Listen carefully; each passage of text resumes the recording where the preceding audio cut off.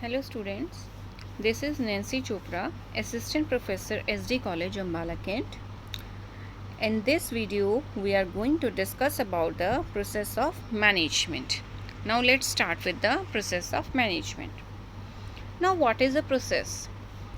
A process means a definite system of functioning and a set of activities that are ongoing and interrelated, which also appears true in case of the management also, as management is also a process to achieve the organizational goals and to emphasize that all the managers, irrespective of their aptitude, skills, engaged in some interrelated functions to achieve their desired goals. So management is also considered to be a process. Now if we consider the process and the functions of management, then we can divide the process and the functions as well in the 5 parts, that is planning, organizing, staffing, directing and controlling. First is the planning. After planning you have to organize. After organizing you have to arrange for the staffing, then you have to give directions to them, directing, and then finally controlling. But after controlling, once again you have to go to the planning. Now let's start one by one.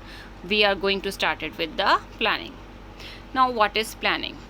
According to Kuhns, planning is deciding in advance what to do, when to do and how to do it. It bridges the gap from where we are and where we want to be, where we want to go. So here comes the concept of the planning. Now let's discuss it in brief also. Planning is determination of the courses of action to achieve the desired goals, or it is also considered as a systematic thinking about the ways and the means for the accomplishment of the predetermined goals, how we want to achieve our goals. So it is considered as the basic function of the management. It deals with chalking out a future course of action and deciding in advance the most appropriate course of action for the achievement of the predetermined goals. In planning, managers establish organizational goals and then creating a course of action to achieve them, that with which action we are going to achieve the main goal of our organization. Planning also involves predicting of the future as well as attempting to control the events. It involves the ability to foresee the effects of the current actions in the long run in the future. Planning always believe in today, not in tomorrow, that you have to do the things today. You are not going to leave the things for tomorrow. You have to think, you have to take your decisions today. You are not going to supposed to leave the things for tomorrow, that we will discuss it tomorrow, we will do this tomorrow. You have to take the actions today. Planning is one main role of a manager at creating a plan to meet the company's goals and objectives. This involves allocating the resources or allocating the scarce resources with the company and delegating the responsibilities, as well as setting the realistic timelines and standards for the completion. That means standards should be such that can be achievable. Planning, in short, if we say, it means determining what the organization's position and the situation should be in the future and then deciding how best to bring about that situations. Now let's move on towards the organizing. Organizing, according to Henry Fayol, to organize a business is to provide it with everything useful or its functioning, that is raw material, tools, capital and the personals. It is the process of being together physical, financial and human resources and developing a productive relationship among them. Means whether you are having a physical resources, financial or human resources, you have to bring them together for achievement of the organizational goals. Next is organizing requires a formal structure of authority and the direction and the flow of such authority through which work subdivisions are defined, arranged, and coordinated so that each part relates to the other in a united and in a coherent manner so as to attain the prescribed objective. Everybody should know who is the superior and who are the subordinates, who is going to do that work and who is responsible for that, who is accountable for that. So that's why it should be properly organized. To organize a business involves determining and providing human and the non-human resources to the organizational structure. It also describes, or as a function of organization involves the determination of activities that need to be done in order to reach the company goals, assigning these activities to the proper personnel and delegating the necessary authority to carry out these activities in a coordinated and in a cohesive manner. Now let's move on to the staffing. According to Kurz-O'Donnell, managerial function of staffing involves managing the organization structure through proper and effective selection, appraisal, and development of personnel to fill the roles designed in the structure. The main purpose of staffing is to put the right man on the right job. That is, square pegs in square holes and round pegs in the round holes. Staffing involves manpower planning, then recruitment, selection and placement of the right persons at the right job, then providing training and development for the existing as well as for the new employees. Remuneration, then performance appraisal. It is very much essential for appraising the performance of the staff. Promotions and transfers, promoting the employees who are efficient, and if necessary then transfers must be there.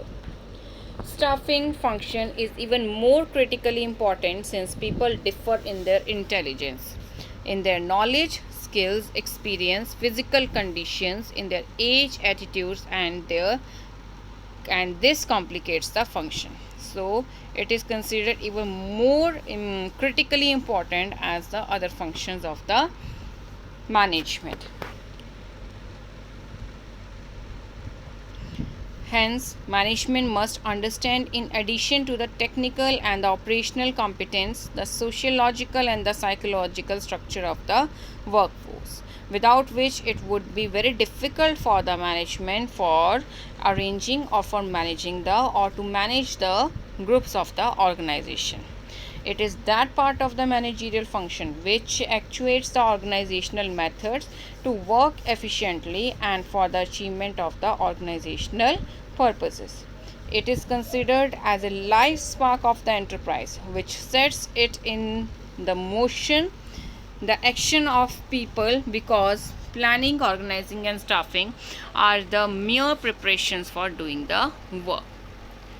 So we can say that direction or directing is going to consist of these four parts: supervision, leading, motivation and the communication. Now first of all, let's start with the supervision. Supervising.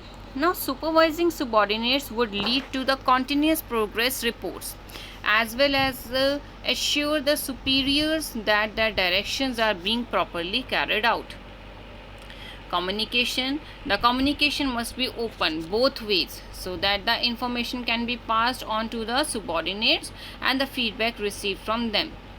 That means communication, the flow of communication should be proper so that no hindrance should be there in getting the work or in getting the information from the superiors or passing the orders from the superiors to the subordinates. Next is the leadership. Leadership is also the main important aspect or part of the directing. The leadership element involves the issuing of instructions and guiding the subordinates about the procedures and the methods. Guiding the subordinates about what is being expected from them, what they have to do, and in what situation they have to move, in what direction they have to move, so as to achieve the main goals of the organization. Next one is the motivation. Motivation is very important, since highly motivated people show excellence performance with less direction from the superiors. Motivation can be financial motivation, it can be non-financial motivation, simple performance appraisal of the employee, simply patting on the shoulder of the employee sometimes can make a big change in the organization. So that's why motivation also a important thing which should be kept in mind while managing the things. Next is the next process of the management is controlling. Definition: according to Theo Hammond, controlling is the process of checking whether or not the proper progress is being made towards the objectives and the goals, and acting if necessary to correct any deviation. The purpose of controlling is to ensure that everything occurs in conformities with the standards, and an efficient system of control helps to predict deviations before they actually occur. Controlling ensures these four aspects. Establishment of the standard performance. Must keep it in mind, the standard should be such that can be achievable. Measurement of the actual performance. You have to measure the actual performance that is being done by the employees of the organization, then comparing those actual performance with the standards you have already laid down, and then finding out the deviations. Now the deviations can be positive and that can be negative. If your employees are doing over your standards, that is the positive deviation, and if your employees are performing under your standards, then you are having a negative deviation. So corrective actions should be taken for removing the negative deviations and for improving the positive deviations. Then corrective actions should be taken. Next is controlling. Monitoring the organizational progress towards goal fulfillment is called the controlling. Monitoring process is essential to ensure the achievement of the organizational goals. Some means of controlling, like budgeting for expenses, inspection records, and the record of labor hours lost, and are generally familiar. Each measure also shows whether plans are working out or not. All these 5 functions of management are closely interrelated. However, these functions are highly indistinguishable and virtually unrecognizable on the job. It is necessary to put each function separately into focus and deal with it. Thank you.